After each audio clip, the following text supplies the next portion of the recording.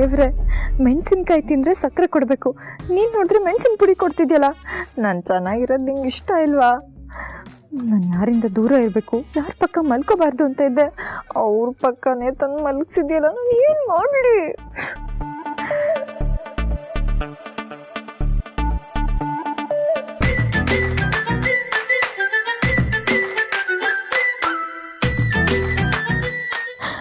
ಅಯ್ಯೋ ದೇವ್ರೆ, ಅಪಾರ್ಟ್ಮೆಂಟ್ಲು ನನಗೆ ಹೆಲ್ಪ್ ಮಾಡೋಕ್ಕೆ ಯಾರೂ ಇರಲಿಲ್ಲ, ಇಲ್ಲೂ ಯಾರೂ ಇಲ್ಲ.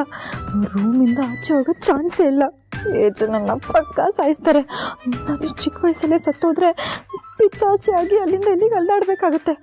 ಅಯ್ಯೋ, ನಾನು ಪಿಚಾಚಿ ಆದರೆ ನನ್ನ ಕಾಲೆಲ್ಲ ಉಲ್ಟಾಗುತ್ತೆ. ಕಾಲು ಉಲ್ಟಾದರೆ ನನ್ನ ನೇಲ್ ಪಾಲಿಶ್ ಎಲ್ಲ ಹೇಗೆ ಹಚ್ಕೊಳ್ಳಿ? ಅಯ್ಯೋ ದೇವ್ರೆ, ನನ್ನ ಕಾಪಾಡು ಪ್ಲೀಸ್. ಅಯ್ಯೋ ದೇವ್ರೆ, ಈಚೆ ಇನ್ನೇನು ಬಂದೇ ಬಿಡ್ತಾರೆ. ಬಂದು ರಕ್ತ ತೆಗಿತಾರೆ. ರಕ್ತ ನನ್ನ ಕೈ ಕಾಲು ಹಿಡ್ಕೊಂಡು ನನ್ನ ಕೂದಲಿಗೆ ಹೆಚ್ಚಿ ಸಾಯಿಸೇ ಬಿಡ್ತಾರೆ. ಅಯ್ಯೋ, ಸಾಯಿಸೇ ಬಿಡ್ತಾರೆ. ಬಂದರು ಬಂದರು ಬಂದರು ಬಂದರು ಬಂದರು ಬಂದರು ಬಂದರು ಬಂದರು ಬಂದರು ಬಂದರು ಬಂದರು ಅಮ್ಮ.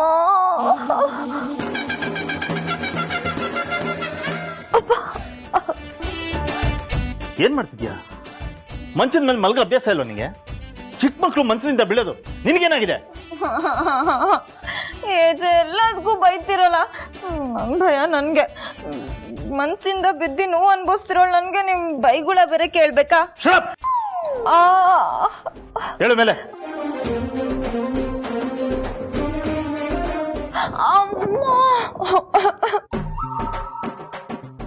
ಆಗಲ್ಲ ನನಗೆ ಹೇಳಕ್, ನನ್ನ ಕೈ ಉಳ್ಕೋಗಿದೆ. ಈಚೆ ನನ್ನ ಹತ್ರ ಬರ್ಬಿಡಿ, ನಾನು ಸೌಂಡ್ ಮಾಡಲ್ಲ. ಈ ಬಾಗ್ಲ ಸಂಧಿ ಮೂಲೆಯಲ್ಲಿ ಹಲ್ಲಿ ಇರುತ್ತಲ್ಲ, ಆ ಥರ ಇದ್ಬಿಡ್ತೀನಿ. ನಾಳೆ ಬೆಳಿಗ್ಗೆ ಅಷ್ಟೊತ್ತಿಗೆ ಹೊರಟೋಗ್ಬಿಡ್ತೀನಿ. ಪ್ಲೀಸ್ ಅಜಯ್, ನಂಗೇನು ಮಾಡ್ಬಿಡಿ ಪ್ಲೀಸ್, ನಾನೇನು ಮಾಡ್ಬಿಡಿ ಅಜಯ್.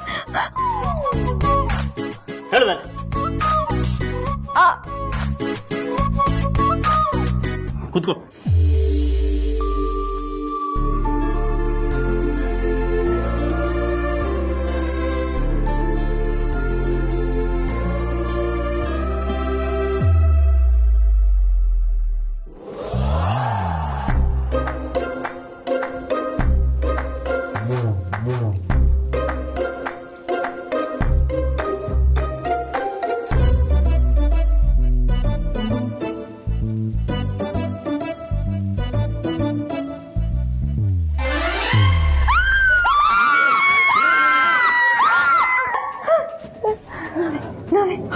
ಅಕ್ಕ, ನಾವೇ ಅಕ್ಕ, ಹೆದರ್ಕೋಬೇಡಿ. ಮಧ್ಯರಾತ್ರಿ ಹೀಗೆ ಬಂದು ಎಬ್ಸಿದ್ರೆ ಹೆದರ್ಕೊಳ್ದೆ ಇನ್ನೇನ್ ಮಾಡ್ಲಿ? ಏನಾಗಿದೆ ನಿಮ್ಮಿಬ್ರಿಗೂ? ಅಲ್ಲ ಅಕ್ಕ, ನಾವಿಬ್ರು ನಿದ್ದೆ ಬರ್ದೆ ಒಳ್ಳೆ ಪಿಶಾಚಿಗಳ ತರ ಓಡಾಡ್ತಾ ಇದೀವಿ. ನೀವೇನಕ್ಕ ಇಷ್ಟ ಆರಾಮಾಗಿ ನಿದ್ದೆ ಮಾಡ್ತಾ ಇದ್ದೀರಾ? ನಿದ್ದೆ ಮಾಡಿದ್ರೆ ಏನ್ ಪ್ರಾಬ್ಲಮ್ ಸರು? ಇಷ್ಟಕ್ಕೂ ನಿಮ್ಮಿಬ್ರಿಗೂ ಯಾಕೆ ನಿದ್ದೆ ಬರ್ತಾ ಇಲ್ಲ? ಅಕ್ಕ, ಏನಂತ ಹೇಳಕ್ಕ? ಎಲ್ಲ ಗೊತ್ತಿದ್ದು ನೀವೇ ಹೇಗೆ ಹೇಳಿದ್ರೆ ನಾವ್ ತಾನೇ ಏನ್ ಮಾಡಕ್ಕಾಗತ್ತೆ? ಆ ಏಜೆ ಲೀಲಾ ಇಬ್ರು ಒಂದೇ ರೂಮಲ್ಲಿ ಬೇರೆ ಇದ್ದಾರೆ. ಅಜ್ಜಿ ಬೇರೆ, ಸಂತಾನ, ತೊಟ್ಲು, ಮಕ್ಕಳು ಏನೇನೋ ಹೇಳ್ತಲೇ ಕೆಡ್ಸ್ಬಿಟ್ಟಿದ್ದಾರೆ. ಇದೇ ಟೈಮ್ನಲ್ಲಿ ಏಜೆ ಲೀಲಾ ಮಧ್ಯೆ ಏನಾದ್ರೂ ಸಮಥಿಂಗ್ ಆಗಿ ಮಕ್ಕಳು ಮರಿ ಅಂತ ಆಗ್ಬಿಟ್ರೆ ಏನಕ್ಕ ಮಾಡೋದು? ಇದನ್ನೇ ತಿರ್ಗಾ ಮುರ್ಗಾ ಯೋಚನೆ ಮಾಡಿ ಮಾಡಿ ನಿದ್ದೆನೆ ಹೊರಟೋಯ್ತಕ್ಕ. ಅದಕ್ಕೆ ನಿಮ್ಮ ಹತ್ರ ಬಂದ್ವಿ. ಅಷ್ಟೇನಾ? ನೀವಿಬ್ರು ಅನ್ಕೊಂಡ ಹಾಗೆ ಏನೂ ಆಗಲ್ಲ. ಅಲ್ಲಿ ಬೇರೆ ಯಾರಾದ್ರೂ ಇದ್ದಿದ್ರೆ ನೀವ್ ಅಂದ ಹಾಗೆ ಆಗ್ಬಹುದಾಗಿತ್ತೇನೋ. ಅಲ್ಲಿರೋದು ಏಜೆ ಯಾವುದೇ ಕಾರಣಕ್ಕೂ ಅಂತ ಕೆಲಸ ಮಾಡಲ್ಲ. ಅವ್ರ ಮನ್ಸಲ್ಲಿ ಅಂತರ ಅತ್ತೆ ಬಿಟ್ರೆ ಬೇರೆ ಯಾರಿಗೂ ಜಾಗ ಇಲ್ಲ. ಆ ಜಾಗ ಬೇರೆ ಯಾರಿಗೂ ಸಿಗೋದು ಇಲ್ಲ. ಅಯ್ಯೋ ಅಕ್ಕ, ನೀವು ಓವರ್ ಕಾನ್ಫಿಡೆನ್ಸ್ ಇಂದಾನೆ ಎಲ್ಲ ಕೈ ತಪ್ಪು ಹೋಗ್ತಿರೋದು. ಅವ್ರ ರೂಮ್ನಲ್ಲಿ ಏನ್ ನಡೀತಿದೆ ಅಂತನಾದ್ರೂ ನೋಡ್ಕೊಂಡ್ ಬರೋಣ ಬನ್ನಿ ಅಕ್ಕ. ಇನ್ನೊಬ್ಬರ ರೂಮಲ್ಲಿ ಇಣಕ್ ನೋಡೋದ? No way. ನಾನು ಅದೆಲ್ಲ ಮಾಡಲ್ಲ. ನೀವಿಬ್ರು ಮಾಡಬಾರ್ದು. ಅಕ್ಕ, ನಿಮಗ್ ನಮ್ ಸಂಕಟ ಅರ್ಥ ಆಗ್ತಿಲ್ಲ. ಒಂದೇ ಒಂದ್ಸಲ ನಮ್ ಮಾತು ಕೇಳಿ. ಅದು ವರ್ಕೌಟ್ ಆಗ್ಲಿಲ್ಲ ಅಂದ್ರೆ ನೆಕ್ಸ್ಟ್ ನೀವ್ ಹೇಳ್ದಂಗ್ ನಾವ್ ಕೇಳ್ತೀವಿ. ಹೌದಕ್ಕ, ಹೀಗೆ ಯೋಚನೆ ಮಾಡ್ತಾ ನಿಂತ್ರೆ ಬೆಳಗಾಗೋಷ್ಟರಲ್ಲಿ ನಮ್ಮ ಕೂದಲೆಲ್ಲ ಬೆಳ್ಳಗಾಗೋಗಿರುತ್ತೆ. ಪ್ಲೀಸ್ ಅಕ್ಕ ಒಂದ್ಸತಿ ಹೋಗೋಣ. ಬನ್ನಿ ಅಕ್ಕ, ಬನ್ನಿ ಅಕ್ಕ, ಬನ್ನಿ. ಆಯ್ತು ಆಯ್ತು, ಬರ್ತೀನಿ, ನಡೀರಿ.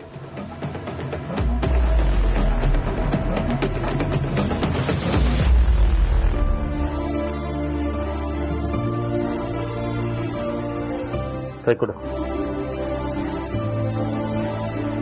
ಕೈ ಕೊಡು. ಇಲ್ಲಪ್ಪ, ನನ್ನ ಕೈ ತಗೊಂಡು ನೀವು ತಿರುಗಿಸ್ಬಿಟ್ರೆ ನನ್ನ ಮುಂದೆ ಜೀವನ ಮಾಡೋದು ಹೇಗೆ? ಕೊಡ್ತೀವಿ ಅಲ್ವ ಈಗ? ಕೈ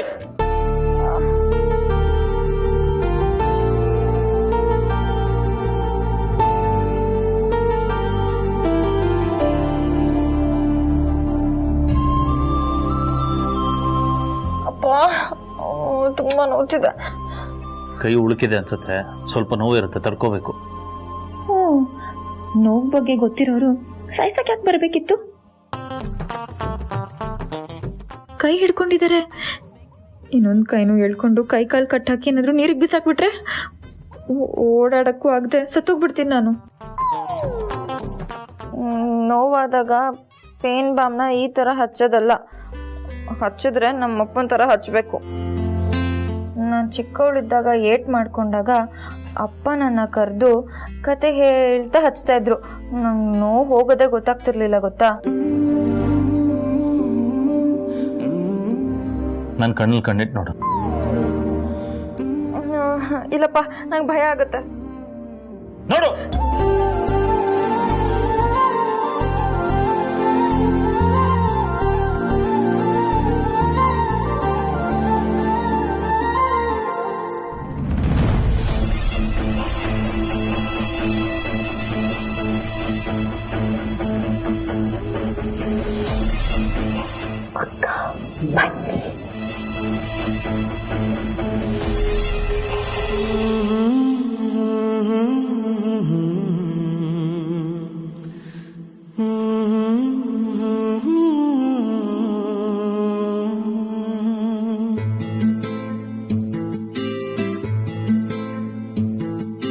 ನೀನು ಬಗೆಹರಿಯದ ಹಾಡು ನೋಡು, ಹದಿಹರೆಯದ ಪಾಡು.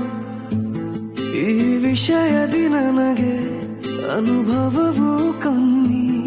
ಎಷ್ಟೆಂದರೂ ನಾನು ಉದಯೋನ್ಮುಖ ಪ್ರೇಮಿ.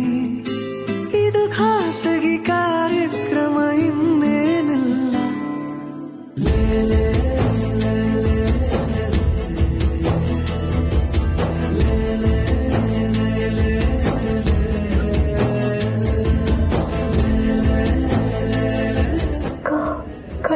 ಕಣ್ಣಿಟ್ಟಿದ್ದಾರೆ.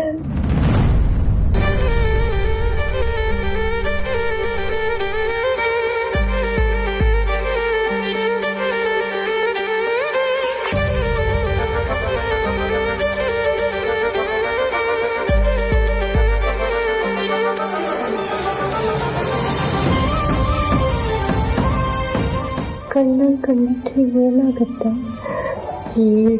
ಕಟ್ಟಿ ಒಂದು ಹುಡುಗ ಒಂದು ಹುಡುಗಿ ಕಣ್ಣಲ್ಲಿ ಕಣ್ಣಿಟ್ಟಿದ್ದಾರೆ ಅಂದರೆ ಎಲ್ಲ ಮುಗ್ದೋಯ್ತು ಅಂತಲೇ ಅರ್ಥ.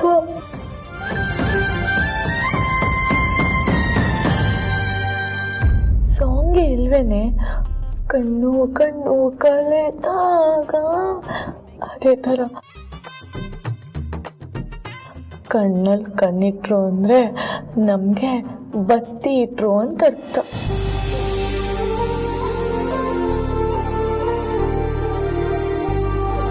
ಏಜಲಿಲ್ಲ, ಯಾಕೆ ಅದನ್ನೇ ಮಾಡ್ತಿದಾರಲ್ವ?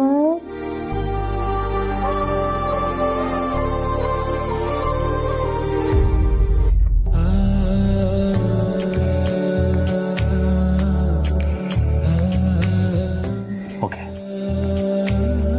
ತುಂಬ ನಾಜೂಕಾಗಿ ಬೆಳೆದಿದೆಯಾ ಅನ್ಸುತ್ತೆ, ಅದಕ್ಕೆ ನೋವು ಜಾಸ್ತಿ.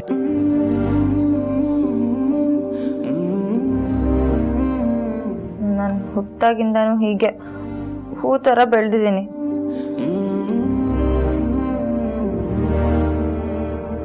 ಅಕ್ಕ, ರೊಮ್ಯಾಂಟಿಕ್ ಸೀನ್ ನೋಡಿದ್ದೀವಿ, ಆದರೆ ಇಲ್ಲಿ ಅಡ್ವೆಂಚರಸ್ ರೊಮ್ಯಾಂಟಿಕ್ ಸೀನ್ ನಡೀತಿದೆಯಲ್ಲಕ್ಕ. ಇದನ್ನ ನನ್ನ ಕೈಲಿ ನೋಡೋಕ್ಕಾಗಲ್ಲ, ಆಗಲ್ಲ ಆಗಲ್ಲ. मेरी अक्का ये पारे देवा देवा देवा ಹೀಗೆ ಅನ್ನಿಸ್ತದೆ. ಸಾಕು ಹೆಜ್ಜೆ, ನೋವು ಪರವಾಗಿಲ್ಲ. ಅಪ್ಪ ಕತೆ ಹೇಳಿ ನೋವು ಮರೆಸಿದ್ರು, ನಾನು ಭಯಪಡಿಸಿ ನೋವು ಮರೆಸ್ದೆ ಅಷ್ಟೇ. ರಿಲ್ಯಾಕ್ಸ್.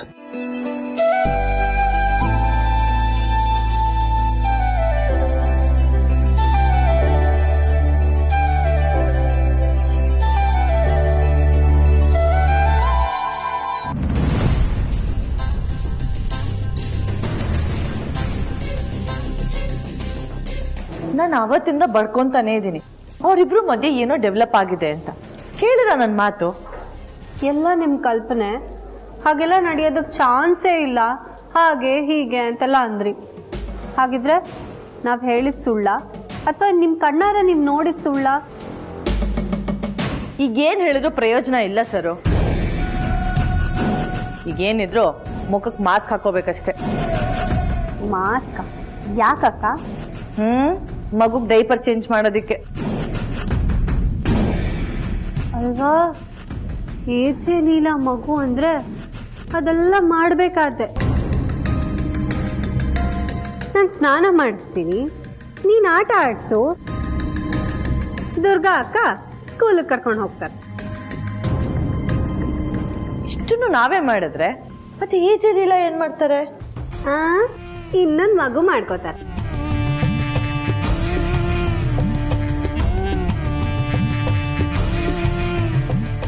ಅಲ್ಲ ಅಕ್ಕ, ನಾವಿಷ್ಟೆಲ್ಲ ಮಾತಾಡ್ತಾ ಇದ್ರು ಸುಮ್ಮನೆ ಕೂತಿದ್ದೀರಲ್ಲ, ಏನಾದ್ರೂ ಮಾತಾಡಿ. ನಮ್ಗಂತೂ ಹೊಟ್ಟೆಗೆ ಬೆಂಕಿ ಬಿದ್ದಂಗ ಆಗ್ತಿದೆ. ಏನೇನೋ ಆಸೆ ಇಟ್ಕೊಂಡಿದ್ವಿ, ಇವಳು ಮನೆ ಬಿಟ್ಟು ಹೋಗ್ತಾಳೆ ಅಂತ ಅನ್ಕೊಂಡಿದ್ವಿ. ಈ ಮನೆಗೆ ತಕ್ಕ ಸೊಸೆನ ತರ್ಬೋದು, ಅವ್ರ ಜೊತೆ ಹಾಗಿರ್ಬೋದು ಹೀಗಿರ್ಬೋದು ಅಂತೆಲ್ಲ ಅನ್ಕೊಂಡಿದ್ವಿ. ಆದ್ರೆ ಇಲ್ಲಿ ನೋಡಿದ್ರೆ ಇವಳಿಗೆ ಬಾಣ ತರ ಮಾಡೋ ತರ ಕಾಣ್ತಿದ್ಯಲ್ಲ ಅಕ್ಕ. ಯಾಕಕ್ಕ ಏನು ಮಾತಾಡ್ತಿಲ್ಲ ನೀವು? ನೀವು ಹೀಗೆ ಯೋಚನೆ ಮಾಡ್ತಾ ಇದ್ದೀರ, ಆದ್ರೆ ನನ್ನ ಯೋಚನೆ ಬೇರೆನೇ ಇದೆ. ಏನದು? ಓಹ್, ಏಜೆ ಲೀಲಾ ಮಗುಗೆ ಯಾವ ಹೆಸರು ಇಡ್ಬೇಕು ಅಂತನಾ? ಅಲ್ಲ, ಏಜೆ ಲೀಲಾ ಇನ್ನೂ ಹತ್ರ ಆಗ್ಬೇಕು. ಅವರಿಬ್ರು ಮಧ್ಯೆ ಇರೋ ಅನ್ಯೋನ್ಯತೆ ಇನ್ನೂ ಆಳವಾಗಿ ಬೆಳಿಬೇಕು. ಒಬ್ಬರನ್ನೊಬ್ರು ಬಿಟ್ಟಿರಕ್ಕಾಗದೆ ಇರೋಷ್ಟು ಪ್ರೀತಿ ಹೆಚ್ಚಾಗ್ಬೇಕು.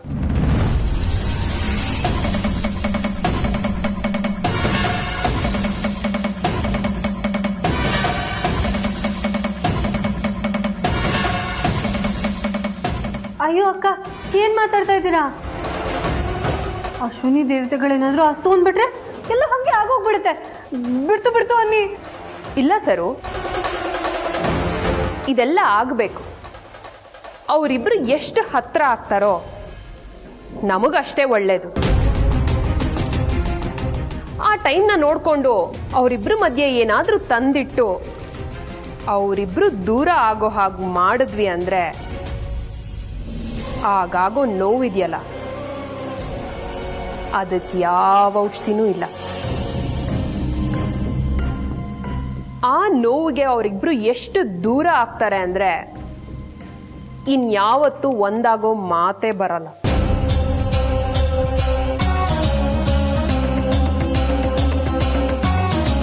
ಆಹಾ ಅಕ್ಕ, ನೀವ್ ಇಂಟೆಲಿಜೆಂಟ್ ಅಂತ ಗೊತ್ತಿತ್ತು, ಆದ್ರೆ ಸತ್ಯವಾಗ್ಲೂ ಈ ಲೆವೆಲ್ಗೆ ಅಂತ ಗೊತ್ತಿರ್ಲಿಲ್ಲ. ಏನಕ್ಕ ನೀವು, ಕ್ರಿಮಿನಲ್ ಐಡಿಯಾಸ್ಗೆ ಏನಾದ್ರೂ ನೋಬೆಲ್ ಪ್ರೈಸ್ ಅಂತ ಇದ್ರೆ ಅದನ್ನ ನಿಮ್ಗೆ ಕೊಡ್ತಾರೆ ಅನ್ಸತ್ತೆ. ಹಾಗಿದ್ರೆ ಅವರಿಬ್ರು ಚೆನ್ನಾಗಿರ್ಲಿ ಅಂತ ನಾವೇ ಬೇಡ್ಕೋತೀವಿ. ನೀವ್ ಮಾತ್ರ ಅವರಿಬ್ರನ್ನ ಹೇಗ್ ದೂರ ಮಾಡ್ಬೇಕು ಅಂತ ಆರಾಮಾಗಿ ಮಲ್ಕೊಂಡು ಯೋಚನೆ ಮಾಡಿ, ಓಕೆನಾ?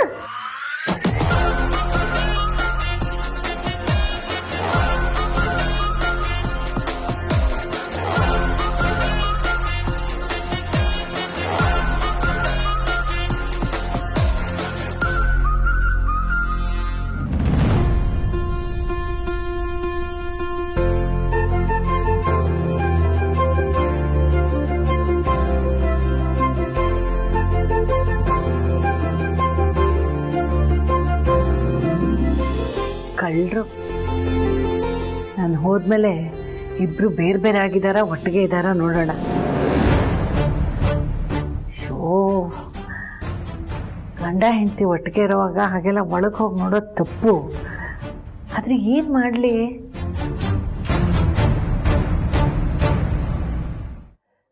ರಾಮ್ ಅಮ್ಮ ರಾಮ್ ಅಮ್ಮ ಅಂದ್ರೆ ಹಿಂಗೆ ನೋಡ್ಬಿಟ್ರೆ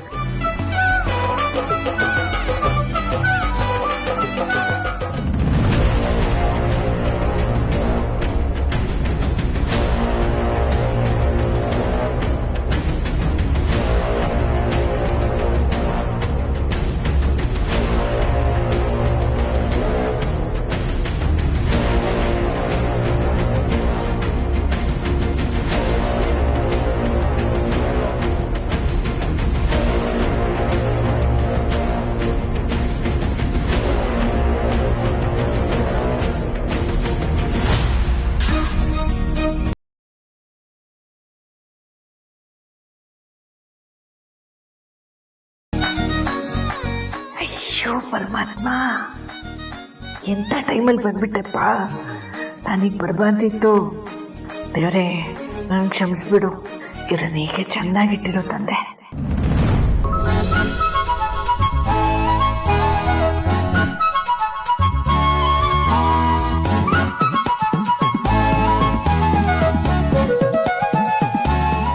ಆರಾಮಾಗಿ ಮಲ್ಕೋ. ಅಮ್ಮ ಬಂದಿತ್ತು ಅದಕ್ಕೆ.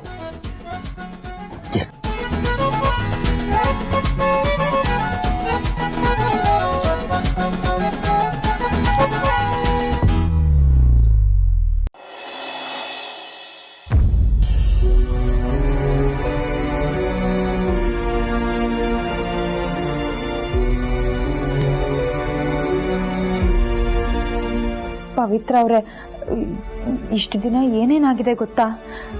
ನಿನ್ನೆ ಏನು ನಡೀತು ಗೊತ್ತಾ?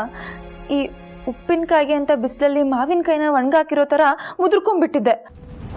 ಅವತ್ತೊಂದಿನ ಏನಾಯ್ತು ಗೊತ್ತಾ? ಯಮಲೋಕ ಡೋರ್ ತನಕ ಹೋಗಿ ಹಾಯ್ ಹೇಳಿ ವಾಪಸ್ ಬಂದೆ. ನೀವು ಒಬ್ರು ಸರಿ ಹೋದ್ರೆ ಸಾಕು, ನಾನು ಈ ಮನೆ ಬಿಟ್ಟು ಹೋಗೋಣ ಅನ್ಕೊಂಡಿದ್ದೆ. ಆದ್ರೆ ಜೀವ ಭಯದಲ್ಲಿ ನಂಗೆ ಈ ಮನೇಲಿ ಬದುಕಕ್ಕಾಗ್ತಿಲ್ಲ. ನಾನು ಇವತ್ತೇ ಮನೆ ಬಿಟ್ಟು ಹೋಗ್ತೀನಿ ಪವಿತ್ರ ಅವರೇ.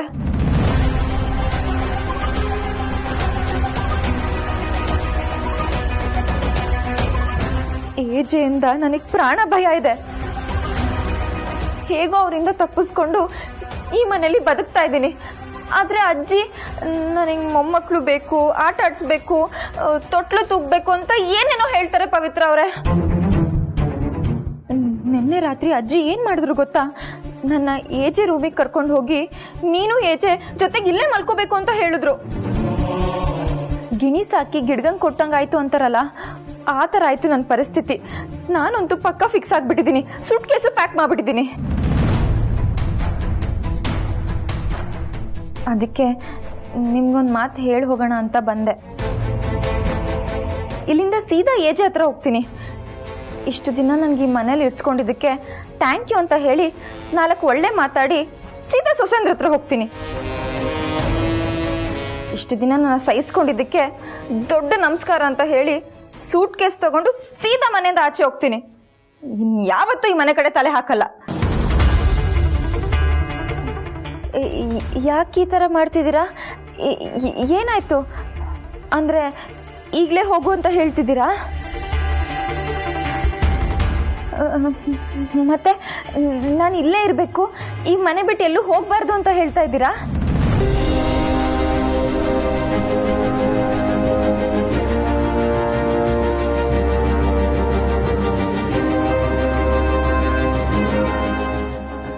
ಅಂದ್ರೆ ನಿಮ್ಮ ಪ್ರಕಾರ ನಾನು ಏಜೆ ಬೇರೆ ಆಗಬಾರ್ದು ಅಂತನಾ?